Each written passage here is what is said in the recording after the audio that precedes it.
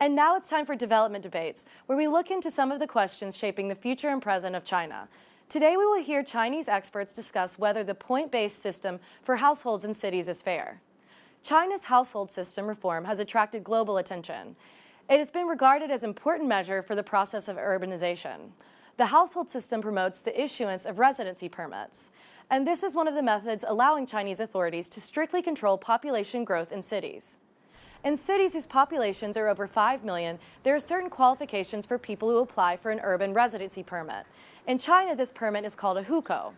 Now, a points-based system has already been launched in a few cities such as Beijing, Shenzhen, Shanghai, Guangzhou, and Tianjin. The seniority of migrants' employment, taxes, accommodation, and social security status are all criteria counting towards the points accumulation. Details about this point system are drafted by each city following general guidelines from the central government. Take Guangzhou's local point system as an example.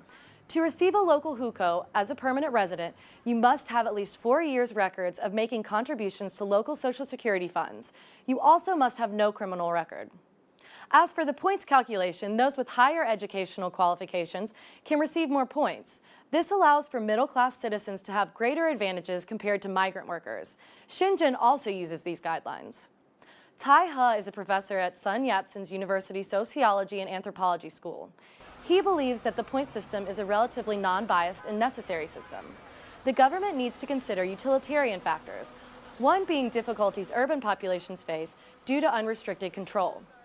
He added that the point system is focused on introducing and retaining talents.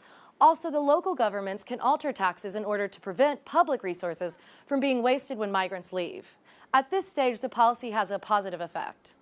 Conversely, Fu Weigong, the dean of the Shanghai Institution of Finance and Law, holds the opposite opinion. He believes the point-based system is unfair for migrant workers, like builders, cleaners, and vendors. In an article, he mentions that the current point system in Shanghai, Guangzhou, and Shenzhen does not allow migrant workers in.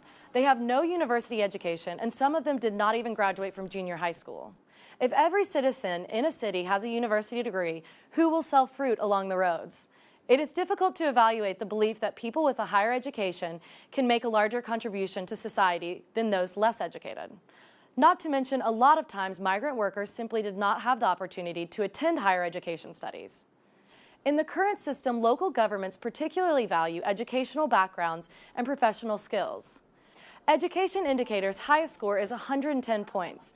Professional titles and skill level indicators' highest score is 140 points. By comparison, a person's work experience score has a maximum of 30 points. Fu argues that under this policy, ordinary workers with no diplomas and titles may never have the opportunity to settle in big cities, when in fact this population of workers already accounts for a large proportion of cities. Statistics from Shanghai's Public Security Bureau reports that there are over 11 million migrant workers in Shanghai. On the whole, their literacy is below a junior high school level. Data shows people with only primary education account for 3/4 of the total population, whereas those with college or higher education experience is only 10%. Fu notes the current residence permit system works towards keeping people outside the point system. Guangzhou even has a clear regulation that workers without junior high school education cannot even apply for a residence permit.